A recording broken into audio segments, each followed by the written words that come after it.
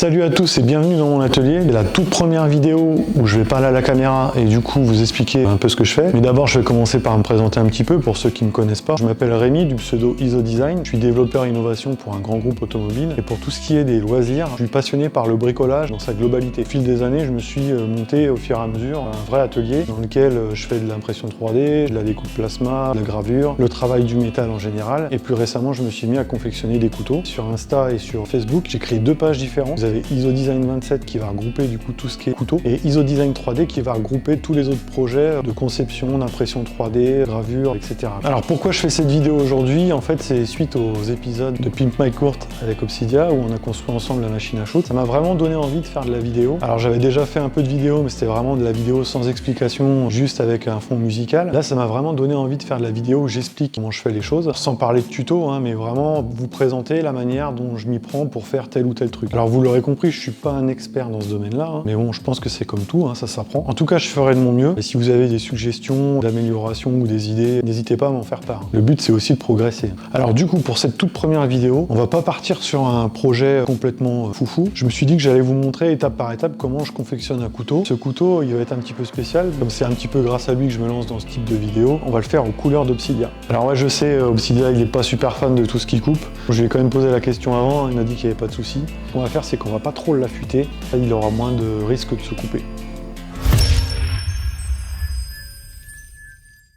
Alors pour faire notre couteau, on va avoir besoin de pas mal d'éléments différents. Pour ce qui est de la lame, on va utiliser de l'inox Z40. C'est de l'inox durcissable. Donc bon, il sera jamais aussi dur que de l'acier au carbone, hein. On obtient quand même des duretés plutôt satisfaisantes en usage courant. Puis surtout, l'intérêt, c'est que ça ne rouille pas. Donc là, comme vous voyez, je pars d'un flanc, hein. Je vais pas forger la lame. Suivant mon dessin, je vais découper directement dans le flanc et je vais ensuite façonner ma découpe. Donc ça, c'est pour la lame. Ensuite, pour le manche, j'ai choisi de partir sur un manche en résine bicomposant. Principe assez simple. On va mélanger les deux composants pour obtenir une matière très dure. L'intérêt de cette matière, c'est qu'on peut s'amuser un petit peu sur les couleurs. Par exemple, on va intégrer nos trois couleurs, blanc, du noir et de l'orange. Et dans ce manche, on va également intégrer un grillage alvéolaire en aluminium qui va nous permettre en plus de jouer sur les couleurs au niveau des alvéoles. Ensuite, notre manche sera assemblée avec des rivets aluminium. Donc je vais utiliser ce petit tube en aluminium et l'ensemble sera fixé avec de la colle bicomposant. Et on viendra finir avec un petit tressage en paracorde pour habiller l'ensemble.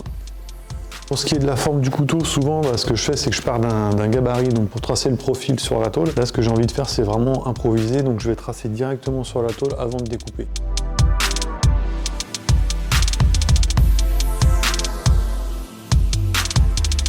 Donc voilà globalement la forme que je voudrais donner à mon couteau. Là, c'est vraiment grossièrement, parce qu'on va le découper et on va ensuite le façonner donc sur la ponceuse à bande.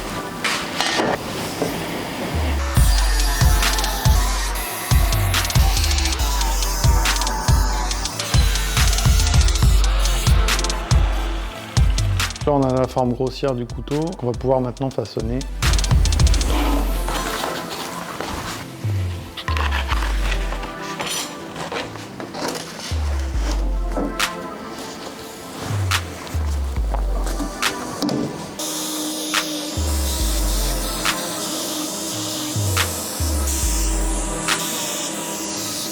Je suis à peu près satisfait du profil que j'ai donné à ma lame, donc ça nous donne ça.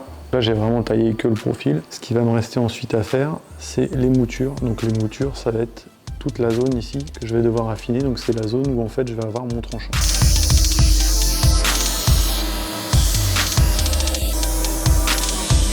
Là, j'ai bien affiné mon émouture en laissant quand même suffisamment de matière ici pour que pendant la trempe ça se déforme pas. Puisqu'en fait pendant la trempe on va vraiment chauffer à haute température, refroidir le plus vite possible et ce qui aura pour effet de durcir le métal. Par contre si on n'a pas assez de matière au niveau du tranchant, on peut avoir des déformations. Là je vais percer les trous qui vont me permettre de mettre les rivets pour tenir mon manche. Donc, je ne vais pas prendre de mesure, je les place vraiment à l'œil. Là moi j'en verrai bien un ici, un autre ici et un autre là. Je vais les marquer au pointeau.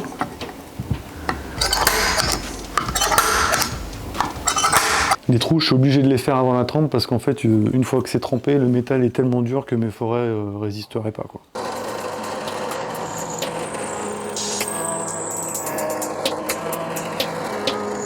Là, ma lame est prête pour la trempe.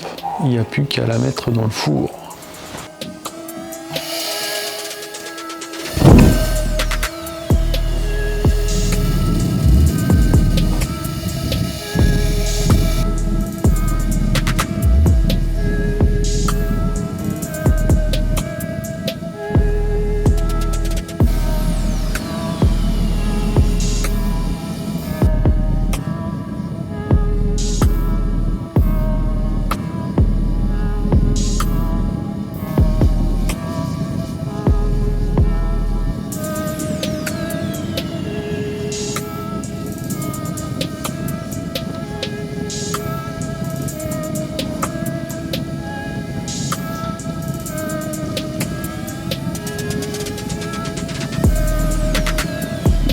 Ma lame est maintenant bien dure, elle est trempée, mais comme vous le voyez, il y a une couche de calamine qui s'est déposée dessus. Je vais donc devoir retourner sur la ponceuse à bande pour décaper tout ça.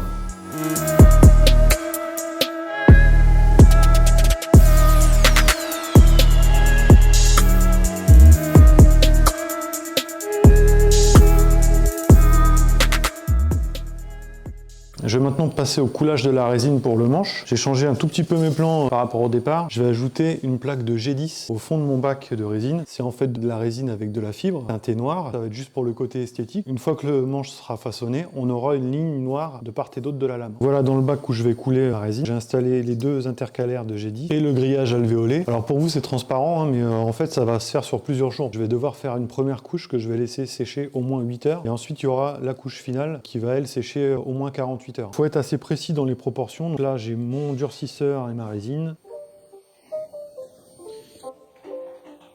Dans mon mélange, je vais ajouter le pigment orange. Alors, allons-y. J'ai un petit surplus d'orange, je vais le couler dans un petit bouchon. Et avec ça, on fera une perle. Je vais attendre tranquillement que ma première couche sèche. Et on se retrouve demain pour couler la couche finale. Elle n'est pas complètement sèche, mais elle a suffisamment durci pour pouvoir couler la deuxième épaisseur. On va faire un mélange de blanc et de noir qu'on va placer un petit peu aléatoirement dans mes alvéoles. Un truc auquel j'ai pas du tout pensé hier, c'est j'ai oublié de mettre les gants. Normalement, pour faire de la résine, il faut au minimum mettre des gants. Surtout si vous êtes amené à faire de la résine chez vous, mettez des gants et mettez aussi des lunettes. Comme hier, je vais faire mon mélange durcisseur et résine. Je vais séparer en deux pour faire mes deux couleurs différentes, pour faire mon noir et mon blanc.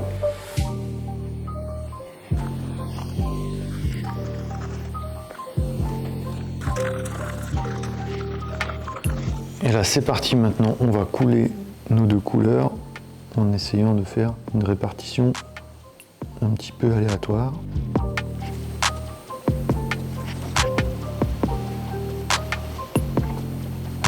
On va maintenant attendre 48 heures pour avoir vraiment le séchage complet de la résine. Et au bout de 48 heures, la matière sera vraiment très dure et on pourra la travailler correctement.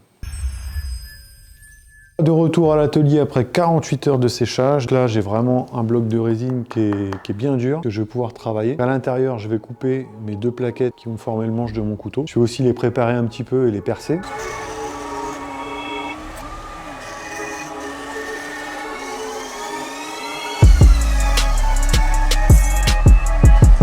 Pour percer mes plaquettes, je vais m'aider de la lame, comme ça je suis sûr que mes trous vont tomber bien en face l'un vis-à-vis de l'autre.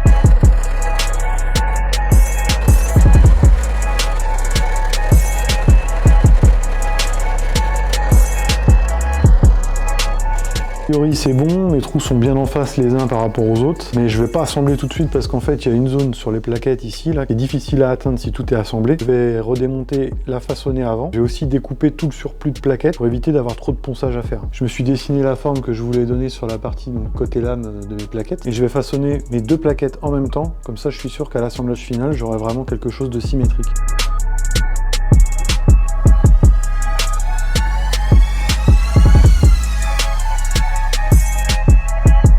Avant de faire mon assemblage final, j'ai encore une étape à faire sur la lame. On va graver la lame. Pour ça, on va utiliser l'électrolyse. Pour ça, je vais avoir besoin d'une alimentation 12 volts basique et les pochoirs sur lesquels j'ai mes motifs. Je vais utiliser des pochoirs autocollants que j'ai découpés à la caméo. Alors, je vais pas vous détailler cette partie-là aujourd'hui, mais je pense que ça fera l'objet d'une autre vidéo. À la caméo, en fait, c'est une petite machine bien pratique qui permet de découper pas mal de matières différentes. Sur mes pochoirs, j'ai mis mon logo et les lignes qu'on peut retrouver sur un ballon de basket, histoire de rester dans le thème. Je pose mes pochoirs de chaque côté.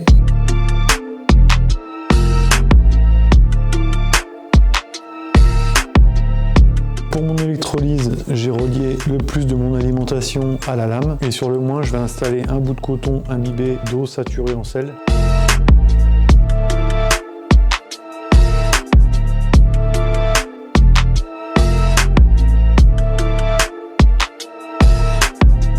Et ensuite, je vais simplement venir tapoter ma lame pour la graver.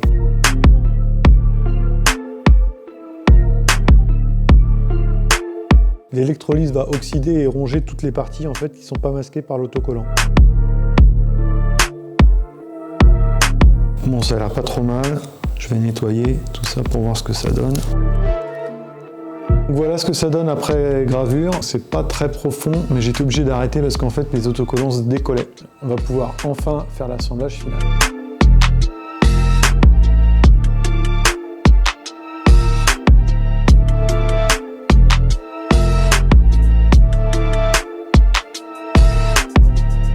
J'ai attendu suffisamment que la colle sèche. On va pouvoir repasser sur la ponceuse à bande et travailler le manche. Je vais commencer par du gros grain au début. Et au fur et à mesure, je vais descendre pour aller vers du grain de plus en plus fin.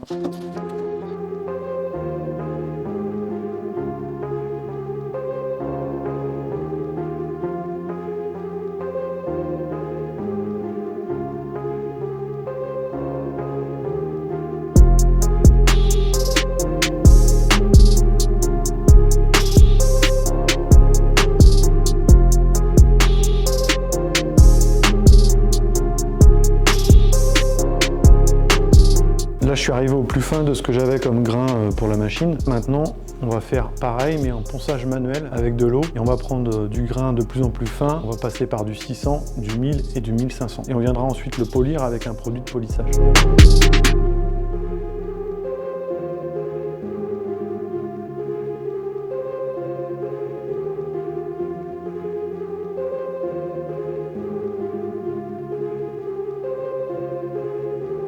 Souvenez-vous, j'avais coulé un peu de résine dans un petit bouchon pour faire une perle. Là, ce que je vais faire, c'est que je vais commencer par la percer et ensuite je vais répéter toutes les opérations de ponçage comme pour le manche du couteau.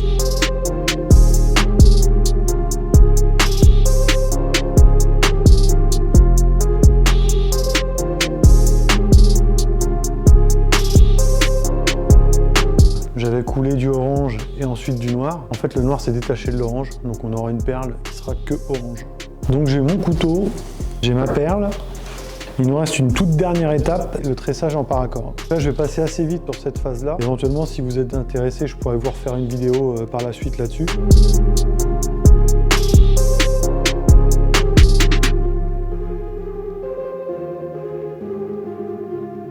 Je crois qu'on est vraiment dans le thème.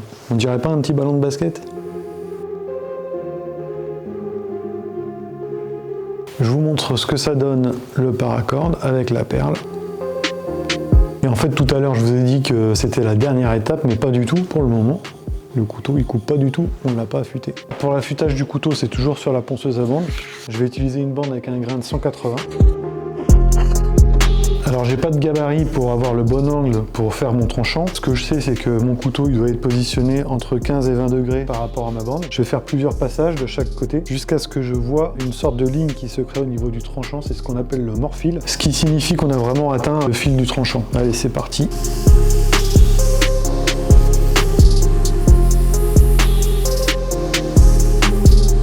Pour retirer le mort-fil qui s'est créé sur ma lame, je vais passer sous le polissoir. Petit test de coupe pour voir s'il est bien affûté. Ah mais là du coup j'ai peur que là je pense que là ça va trop couper là. Bon, je vais le désaffûter. Bon, en attendant, je vous montre le résultat de plus près.